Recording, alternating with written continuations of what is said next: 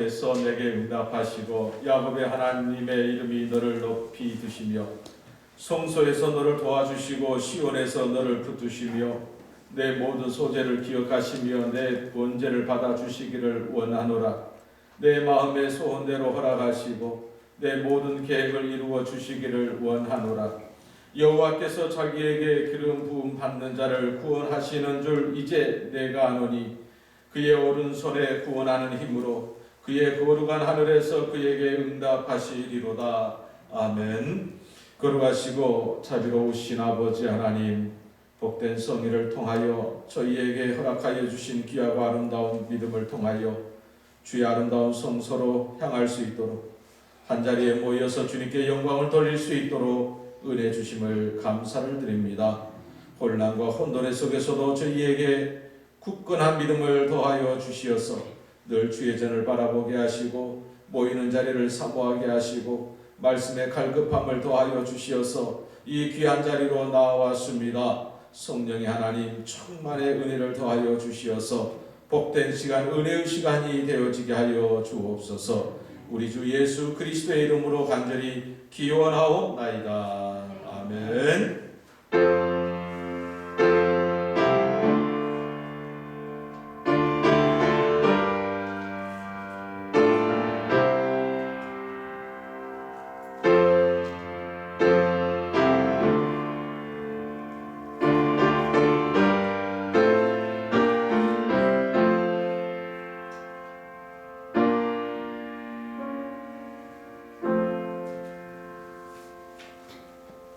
우리 다 함께 찬송 12장 드리겠습니다.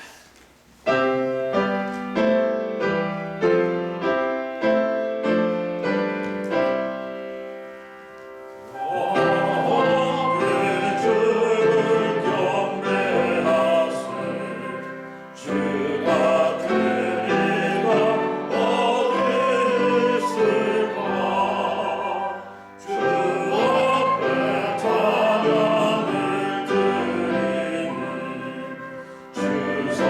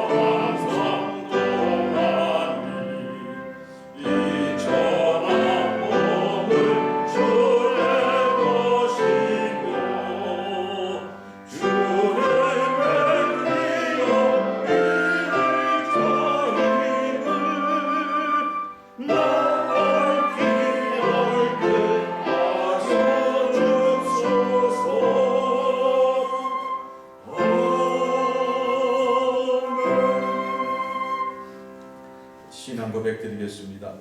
나는 전능하신 아버지 하나님 천지의 창조주를 믿습니다. 나는 그의 유일하신 아들 우리 주 예수 그리스도를 믿습니다.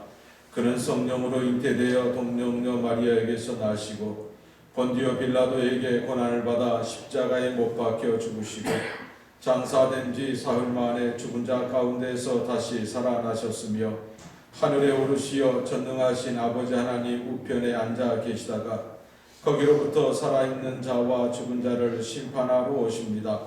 나는 성령을 믿으며 거룩한 공교회와 성도의 교제와 죄를 용서받는 것과 몸의 부활과 영생을 믿습니다. 아멘. 성시교독 제27권 시편 51편의 말씀. 하나님이여 주의 인자를 따라 내게 은혜를 베푸시며 주의 많은 긍휼을 따라 내 죄악을 지워주소서. 나의 죄악을 맑게 씻으시며 나의 죄를 깨끗이 제하소서.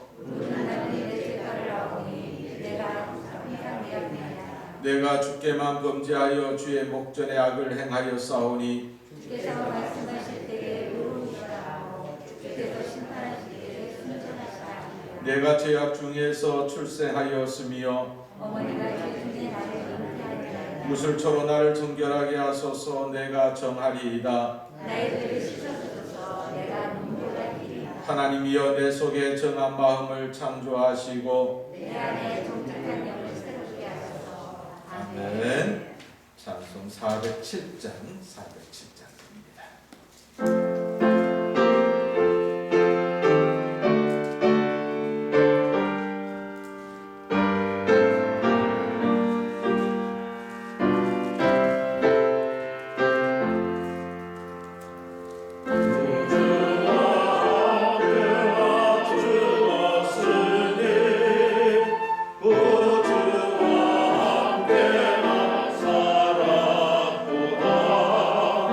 영광의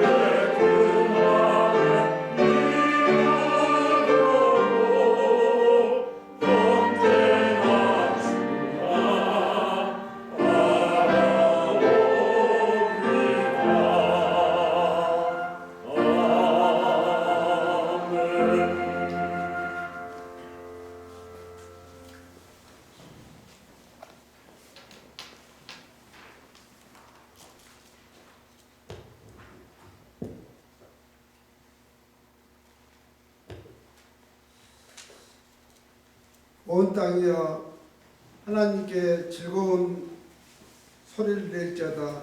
그의 이름의 영광을 찬양하고 영화롭게 찬송할지어다.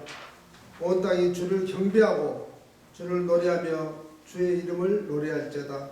영광과 찬양을 받으시기에 합당하신 하나님 아버지, 오늘도 귀한 성의를 주셔서 저희들이 주의 이름으로 모이게 하시며 예배의 영광을 돌리게 하시니 감사합니다.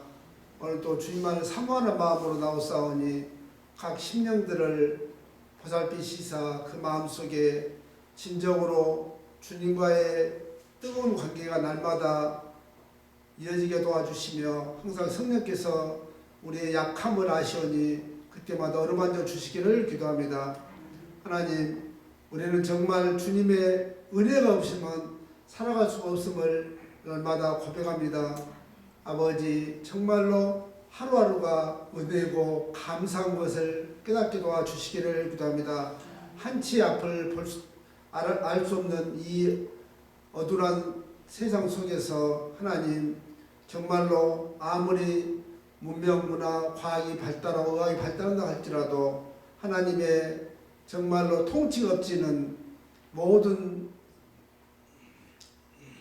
세상 사람들은 뜰 수밖에 없고 날마다 불안과 초조 속에 살 수 없음을 또 한번 깨닫게 하시니 감사합니다.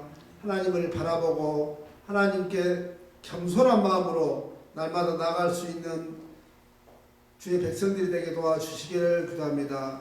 끝날까지 아버지, 우리 생명을 다한까지 오직 주만 바라보게 하여 주시기를 기도합니다. 하나님, 정말로 여러 가지로 질병으로 흩어져 있는 많은 주의 백성들을 주님 불쌍히 여기시고 긍휼히 여겨 주시기를 기도합니다. 다시 한번 예배가 회복되게 도와주시며 그들을 다시 한번 아버지 주께 돌아와서 내가 죄임을 깨닫고 정말로 주 없이는 살 수 없어요, 이런 고백이 흘러나올 수 있도록 그 마음속에 정한 마음을 주시기를 기도합니다. 하나님, 여러가지 형편으로 나오기보다는 사랑하는 주의 권속들을 보살펴 주시고 늘 아버지 교회를 통해서 주님의 영광만 드러날 수 있도록 도와주시기를 기도합니다. 먼저 우리가 나온 우리들이 날마다 말씀과 기도로 무장하게 도와주시며 아버지 주 앞에 매달리게 도와주시기를 기도합니다. 오늘도 주의 이름을 모이는 곳곳마다 주님의 영광이 드러날 수 있도록 주께서 함께해 주시며 특별히 말씀을 전하시기가 종님에게 함께해 주시며 그 말씀이 흘러나올 때 많은 열매를 맺을 수 있도록 도와주시기를 기도합니다. 오 주님 감사하고 찬양합니다. 예수님 이름으로 기도하였습니다. 아멘.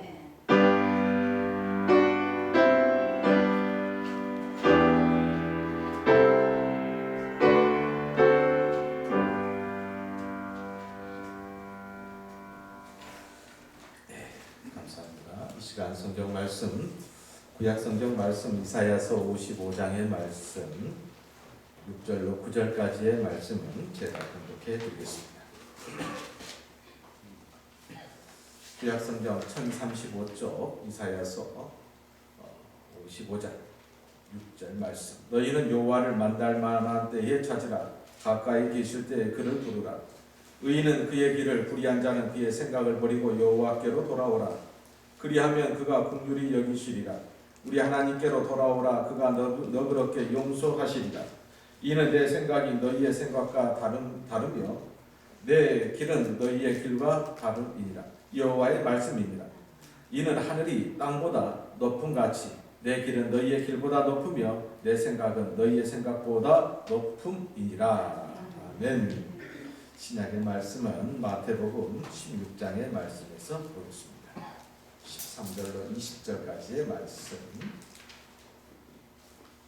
한 목소리로 같이 봉독합니다. 13절. 예수께서 빌립보 가이사라 지방에 이르러 제자들에게 물어 이르되 사람들이 인자를 누구라 하느냐? 이르되 더러는 세례요한, 더러는 엘리야, 어떤 이는 에레미야, 선지자 중에 하나라 하나이다.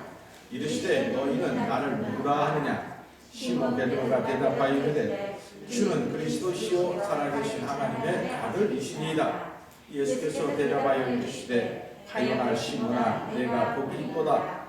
이를 네게 알게 한 일은 혈육이 아니요 하늘에 계신 내 아버지시니라. 또 내가 네게 이르노니 너는 베드로라. 내가 이 반석 위에 내 교회를 세우리니 음부의 권세가 이기지 못하리라. 내가 천국 열쇠를 네게 주리니 내가 땅에서 무엇이든지 매면 하늘에서도 매일 것이요 내가 땅에서 무엇이든지 풀면 하늘에서도 풀리리라 하시고 이에 제자들에게 경고하사 자기가 그리스도인 것을 아무에게도 이르지 말라 하시니라. 아멘.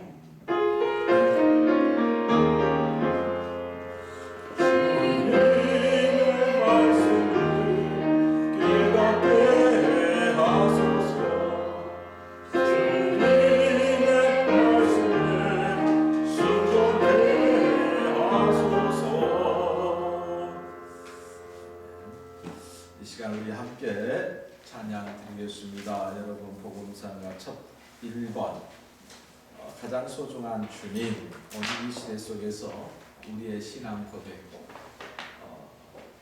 우리의 정체성 가운데 우리가 정말 하나님을, 예수님을, 성령님을 어떻게 고백하고 어떤 마음을 가지고 또 살아가야 할 것인가.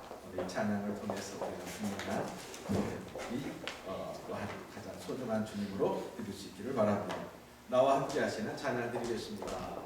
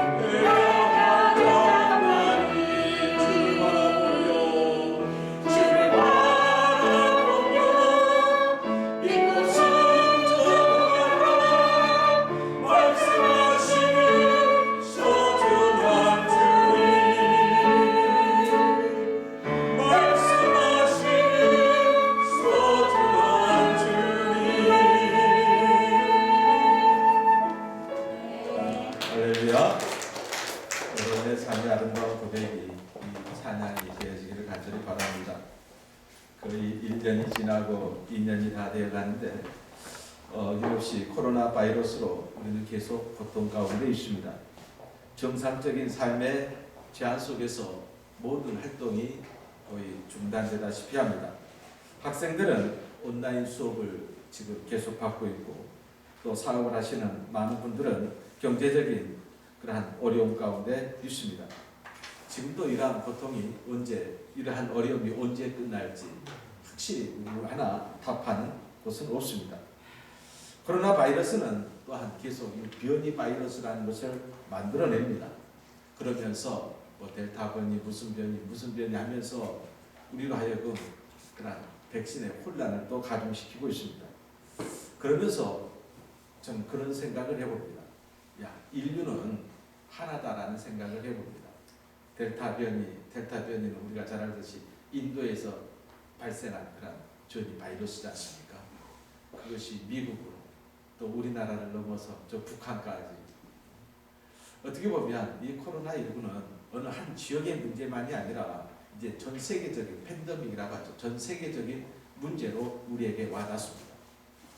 곧 이것은 전 세계인이 한마음 한뜻이 되어야 온전히 바로 우리가 이겨낼 수 있다는 것 아니겠습니까? 어느 한 지역만, 어느 한 민족만, 나라만 잘해갖고 되는 것은 결코 아니라는 것이죠. 요즘 우리 강주가 좀 약간 좀 괜찮습니다. 10명 이하로 툭 떨어지니까 근데 또 옆에 지역을 우리는 또 살필 수밖에 없습니다. 이것이 같은 한반도라는 땅에 있어서 어느 한 곳만 잘해서 결코 되는 것이 아니라는 것을 보여주는 것 아니겠습니까? 바라기는 우리는 전 세계 잘 사는 나라든 못 사는 나라든 이러한 전 세계적인 문제에서만큼은 민족 그리고 인종 다 떠나서 한마음 한뜻이 되어서 이겨낼 수 있는 지혜, 그런 마음의 여유, 백신을 잘 만들어서 돈을 벌 것이다. 어떻게 얼마나 많은 돈을 벌 것이다. 그것이 아니고, 그죠? 고통 속에서 아파하는 그러한 모든 사람들을 긍휼히 여길 수 있는 그러한 주님의 아름다운 사랑의 마음이 넘쳐나서 세계의 모든 민족들이 한마음 한뜻으로 이겨내는 그런 아름다운 모습이 되어지기를 우리는 또한 기도해야 할 줄로 믿습니다. 2년 가까이 이 코로나 바이러스로 말미암아 우리는 위기라는 단어를 많이 또 죽음의 위기 그리고 앞으로 어떻게 돼야 될지 모르는 그런 두려움, 앞날에 대한 두려움 그리고 내가 무엇을 해야 할지 거기에서 오는 무기력함, 위기, 두려움, 무기력함 이러한 우리의 삶의 모습들을 우리가 지켜보면서 우리는 분명히 크리스찬입니다. 우리는 고백합니다. 이 시대에 하나님께서 이 위기 속에서 우리를 부르셨고 이 위기 속에서 교회를 통해서 우리를 한 지체되게 해주셔서 세상으로 파송받은 그러한 주의 제자라고 분명히 고백합니다. 자, 세상을 돌아보면 희망을 갖고 싶은데 희망을 주는 메시지가 없습니다. 미래의 꿈을 갖고 싶은데 미래의 꿈을 주는 그러한 것도 없습니다. 지금 이 세상은 어떻게 보면 무기력하고 그래서 거기에서 오는 좌절과 절망이라는 희망의 메시지를 발견하지 못하고 미래에 대한 소망을 발견하지 못하고 그런 무기력증에 빠져 있다 해도 과언이 아닙니다. 그렇죠? 이럴 때에 분명히 하나님께서는 교회를 통한 이 세상에 그 무엇의 메시지가 있어야 함을 우리는 알고 있습니다. 중요한 것은 교회를 통해서 이 위기 속에서 두려움 속에서 그리고 이 무기력증이 그냥 팽배해 있는 이 시대 속에서 우리 하나님께서는 교회를 통해서 무엇인가를 전하여지기를 원하고 계십니다. 그리고 저와 여러분을 통해서 바로 이 세상 이러한 세상에 그 무엇을 전하여지기를 원합니다. 희망, 그죠? 구원의 메시지, 소망의 메시지 아니겠습니까? 그런데 어느새 코로나 바이러스와 더불어서 세상이 그러면서도 교회에서도 어느새 이 무기력증에 적응이 되어진 것 같습니다. 어떻게 보면 어제 통계를 보니까 1년, 2년 사이에 우리 한국의 교회 가운데 1만여 교회가 문을 닫았습니다. 힘을 쓰지 못하고 일명 폐쇄죠. 우리는 뭐라 하냐면 세상적으로 말하면 문 닫았다 이 말이죠. 교회 간판을 내렸다는 이야기예요. 그런 것 보면 이야, 어쩌면 위기 속에서 더 힘을 바라고 빛을 바라고, 그죠? 그것이 교회의 역할인데 전혀 손도 쓰지 못하고 주저앉아버리는 그런 이야기를 들을 때에 우리는 이때에 다시 한번 하나님, 이 시대 속에서 우리를, 교회를 분명한 신앙 고백을 가지고 세상으로 나아가야 이겨낼 수 있는 거 아니겠습니까? 분명한 것은 하나님은 이 힘든 시기에 우리를 부르셨습니다. 그리고 하나님의 자녀로 살게 해주셨고, 그리고 한 교회의 지체되게 해주셨습니다. 그렇다면 이 힘든 시기에 책임은 더 막중할 줄로 믿습니다. 가장 힘든 시기에 우리를 부르신 하나님, 가장 힘든 시기에 교회의 사명을 감당하게 하신 하나님, 그렇다면 우리는 분명하게 그 부르신 하나님의 음성에 귀를 기울이고, 중요한 것은 그 부르신 그 하나님의 음성, 왜 이 힘든 시기에 우리에게 더 굳건한 믿음을 더하여 주셔서 우리를 부르셨는가?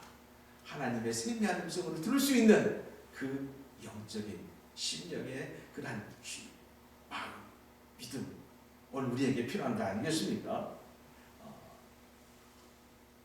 갑자기 날씨가 딱 추워졌습니다. 지난주 것만 해도 반팔 입었는데 오늘 아침에 반팔을 입는 것을 굉장히 내가 왜 반팔을 입었지? 우리의 마음을 확 움츠러들게 합니다.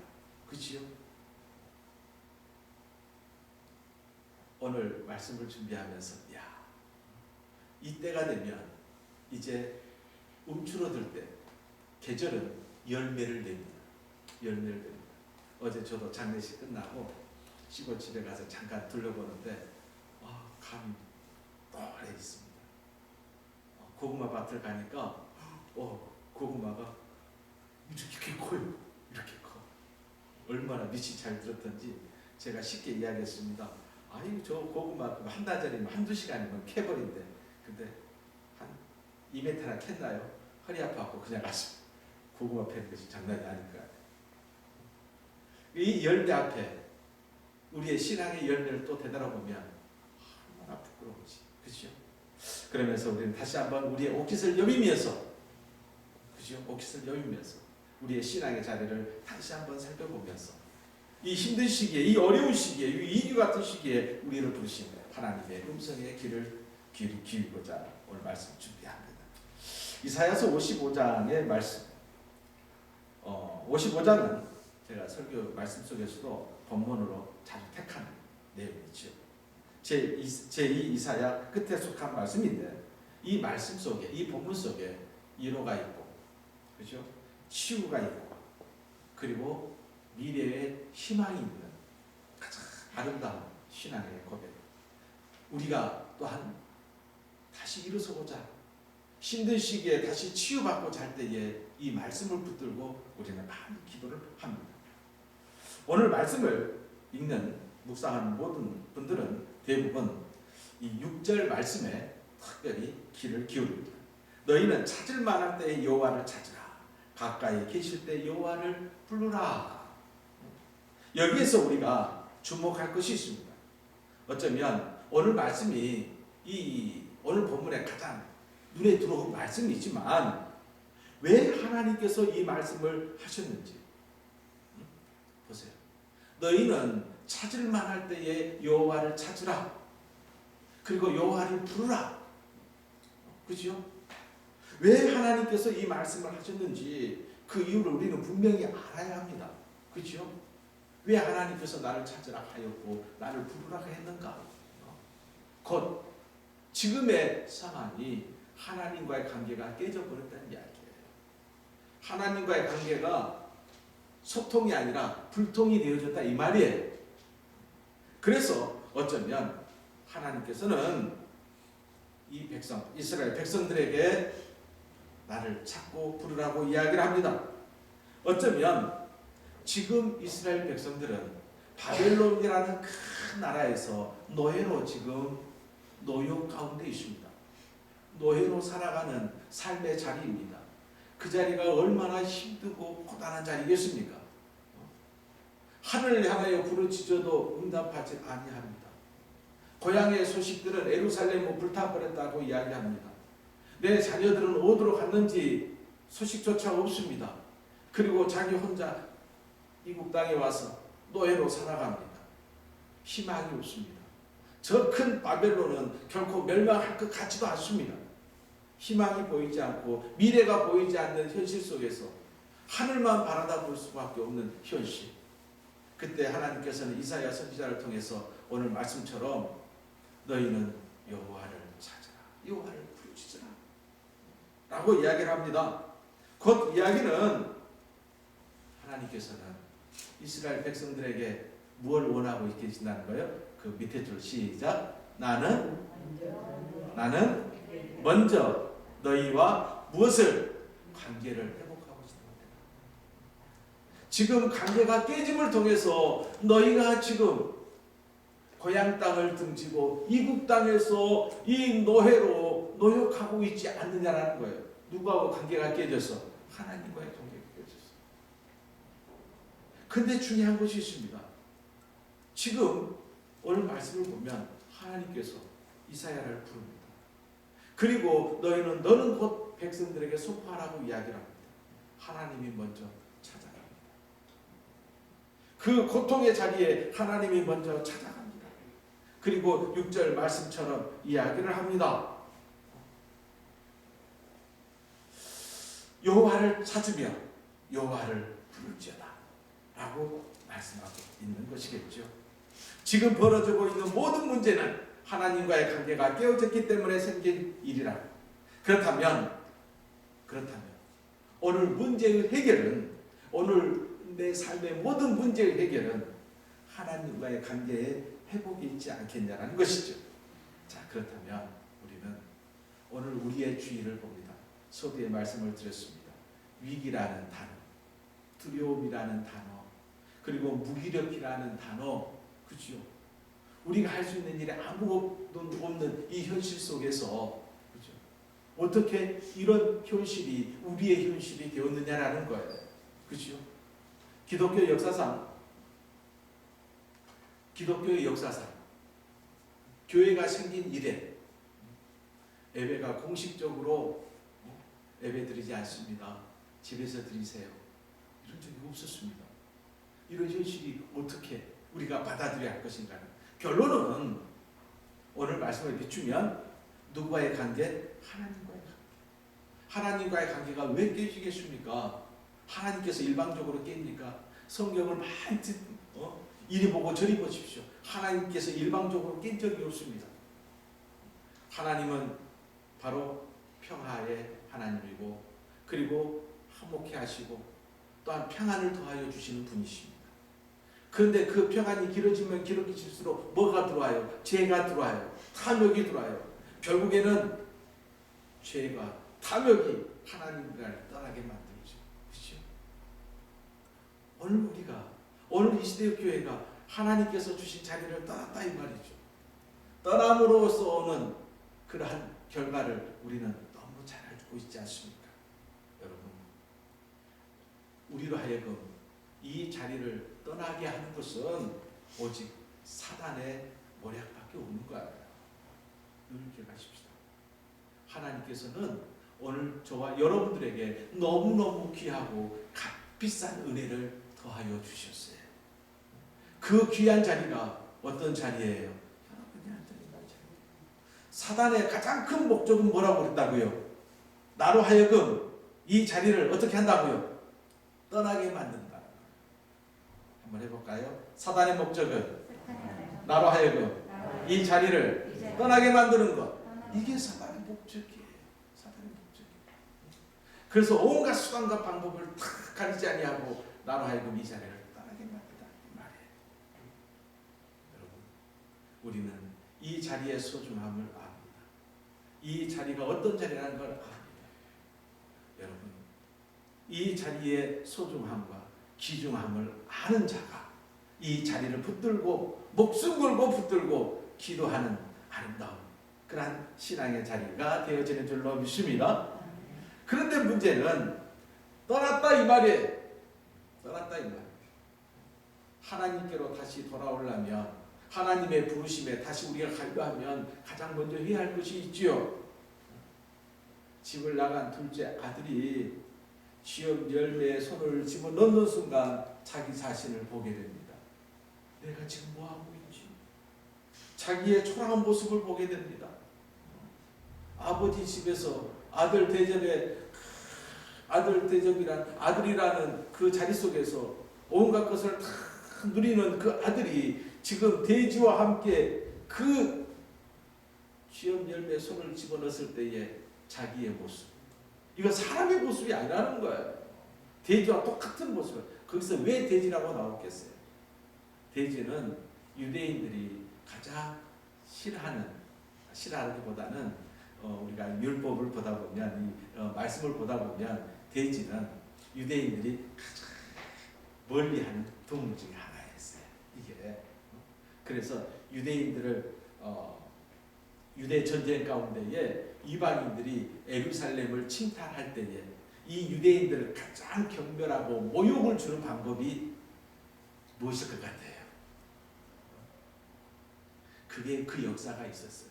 유대 전쟁이 일어나기 전에 이방인들이 돼지 피를 예루살렘 성문에 발라버린 거예요.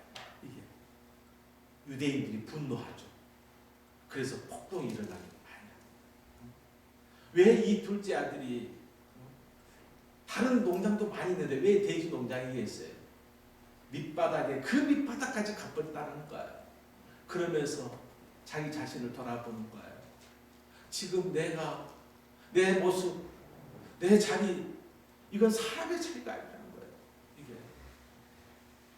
자기 자신을 알았어요. 자기 자신의 자리를 알았어요. 깨달았어요. 내가 얼마나 삶의 비참함 속에서 죄인인가를 알게 되는 거예요. 이것이 중요한 거예요. 되돌아가게 만드는 동기는 무엇이냐? 자기 자신을 제대로 보았을 때에 되돌아갈 수 있는 동기가 생기는 것이 아니겠습니까? 이것을 기독교에서는 뭐라 하냐면 회개의 시작이라고 이야기를 해요. 회개의 시작이라고 이야기를 해요. 여러분, 우리가 잘 아는 사도행전 2장 37절, 38절까지의 말씀을 보면 함께 보겠습니다. 시작. 우리가 어떻게 하면 좋겠습니까? 회개하고 여러분은 각각 예수 그리스도의 이름으로 세례를 받으십시오. 그러면 여러분의 죄는 용서받을 것이며 성령을 선물로 받게 될 것입니다. 이 말씀은 굉장히 중요한 말씀이죠. 이 말씀이 나오게 된 이유가 있어요. 이 말씀이 어떻게 나왔습니까? 유대 명절인 오순절 날에 성령 충만한 베드로와 제자들이 밖에 나아가서 많은 사람들에게 예수 그리스도를 증거를 합니다. 예수 그리스도를 증거할 때 이렇게 증거하죠. 시작. 여러분은 악한 사람들의 손을 빌어 예수님을 십자가에 못 박아 죽였습니다. 모든 이스라엘 백성이 분명히 알아야 할 것이 있습니다. 여러분이 십자가에 못 박은 이 예수님을 하나님께서는 주와 그리스도가 되게 하셨다라는 사실입니다. 이 말씀을 듣고 많은 유대인들이 가슴에 찔림을 받았다. 그래서 사도들 앞에 무릎을 꿇고 우리가 어떻게 하면 좋겠습니까? 그러면서 우리가 어떻게 하면 그 죄로부터 자유로울 수 있습니까? 라고 이야기하였을 때에 바로 베드로는 이야기하죠. 뭐라고요? 회개하고 여러분은 각각 예수 그리스도의 이름으로 세례를 받으십시오. 그러면 여러분의 죄는 용서받을 것이며 성령을 선물로 받게 될 것입니다. 그 귀한 자리가 이 자리가 되어지는 줄로 믿습니다. 그렇습니다. 어쩌면 오늘 6절 말씀 그리고 7절 말씀에 나오죠. 7절에 뭐가 나옵니까? 회개란 무엇인가가 나와요. 회개란. 이사야서 오늘 말씀 7절 뭐라고 나왔어요? 악한 사람은 그 길에서 뭐하고? 돌이킨다. 돌이킨다. 죄인은 자기의 악한 생각을 버린다. 그리고 여호와께로 돌아오라. 그러하면 여호와께서 자비를 베풀실 것이요 우리 하나님께로 돌아오라. 그러면 여호와께서 너그럽게 용서하실 것이다. 회개란 버리는 무엇이냐? 돌이키는 것이다. 그리고 뭐하는 것이다? 버리는 것이다. 지금 내가 옳다고 생각하고 진리라고 생각하는 그 길을 아니다 해서 돌이키는 것이다. 그죠? 그리고 내가 가졌던 모든 삶의 철학과 가치관, 모든 양식들을 버린다는 거예요. 여러분, 사도 바울의 인생을 보세요. 사도 바울이 회개할 때에 어떻게 회개했어요? 지금 다메섹을 향해서 나가고 있어요. 내가 지금까지 다메섹으로 가는 길이 자기의 출세를 보장하는 길이고 자기의 미래를 보장하는 그 길이었어요. 거기에서 스탑하는 거죠. 스탑하는 거예요. 그리고 자기가 지금까지 성공이라고 자기의 미래를 활짝 열어줄 것이라고 생각했던 모든 스펙들, 모든 생각들, 이러한 신앙까지라도 어떻게 했다? 뭐처럼 여겼다? 폐쇄물처럼 여겼다. 이게 진정한 회개의 자리가 아니겠습니까? 바로 그렇습니다. 우리는 늘 기억해야 됩니다. 하나님의 부르심 앞에 나아가기를 원하십니까? 이 시대 속에서 정말 하나님의 음성, 교회를 향한, 크리스찬을 향한 교회 하나님의 음성을 듣고 싶다면 이게 전제가 되어야 됩니다. 그죠? 그리고 오늘 6절 말씀에 자 이렇게 나오죠. 하나님을 찾을 만한 때에 그에게 찾으라. 하나님께서 너희 가까이 계실 때에 그를 부르라. 위기의 자리에, 두려움 자리에, 무기력한 그 자리가 하나님을 만나기 좋은 때라. 지금 하나님은 가장 민족의 위기, 백성의 위기의 자리에 하나님께서는 이스라엘 백성을 부르고 있어요. 부르고 있어요. 오늘 우리가 위기다, 무기력하다, 좌절, 절망이라는 희망이 사라지고 미래가 사라지는 이러한 현실 속에서 어쩌면 교회까지 무기력해서 주저앉는 것이 아니라 교회는 이 일을 할 때에 더욱 하나님을 찾을 때인 줄로 믿습니다. 그래서 이 말씀은 이렇게 번역이 되는 거예요. 시작. 인간의 절망은 하나님께서 다가오신다는 거예요. 그래서 이 6절을 이렇게 번역을 합니다. 어떻게 번역하냐면 하나님께서 너희를 만나러 오셨을 때에 너희도 그를 만나러 나오라. 가장 위기의 자리에 누가 오신다고요? 하나님께서 오신다라는 거예요. 중요한 것은 오시는 그 하나님을 맞이해야 하는 것이겠죠. 그렇죠? 가장 절망적인 순간에 하나님은 자기 백성들을 만나러 오십니다. 그래서 절망은 하나님께서 주시는 또 하나의 기회가 되어지는 줄로 믿습니다. 우리가 예배 시작할 때에 묵상하는 시편의 말씀, 어쩌면 다윗은 위대한 지도자고 왕이고 또한 하나님께서 참 그를 의롭게 여기신 왕이죠. 그리고 위대한 아름다운 삶을 노래한 시인이기도 합니다. 이 시편에는 63편에 걸쳐서 다윗이 하나님을 찬양하죠. 여러분, 63편 대부분이 다윗이 가장 삶의 밑바닥에서 사람이 살 수 없는 자리 속에서 그 도망자의 도피 생활 속에서 그 위기 속에서 다른 사람이면 주저앉아버릴 그 상황 속에서 하나님을 찾고 하나님을 만나고 하나님께 영광 돌렸던 그 노래가 바로 시편의 시 아니겠습니까? 바로 그렇습니다. 그렇다면 그런 생각을 한번 해보십시오. 다윗에게 그 어려운 삶의 역경이 없었다면 이 아름다운 시가 나왔겠습니까? 안 나왔겠습니까? 나올 수가 없는 건 아니겠습니까? 바로 그렇습니다. 오늘 이스라엘 백성들의 그 위기 속에 하나님은 찾아가셨어요. 그리고 다시 돌아오라고 이야기를 합니다. 나와 관계를 회복하자라고 이야기를 합니다. 야, 그랬을 때 우리는 바로 그 하나님의 음성을 들을 수 있는 우리의 믿음의 아름다운 자리, 회복해야 할 줄로 믿습니다. 그러면서 가장 먼저 우리의 정체성, 나의 정체성, 제가 늘 여러분께 그 이야기 하지 않습니까? 잊지 말아야 될, 우리가 믿는 하나님은 어떤 하나님이고 6가지를 막 외우라고 그랬잖아요. 그렇죠? 그리고 또 하나, 나는 누구인가? 그렇죠? 나의 정체성, 내가 누구인가를 아는 사람이 내가 가야 할 길, 내가 해야 할 말, 내가 하지 말아야 할 말들을 다 조절할 수 있는 거예요. 그렇지 않습니까? 내가 누구인가를 아는 사람. 자, 그런 생각을 해봅니다.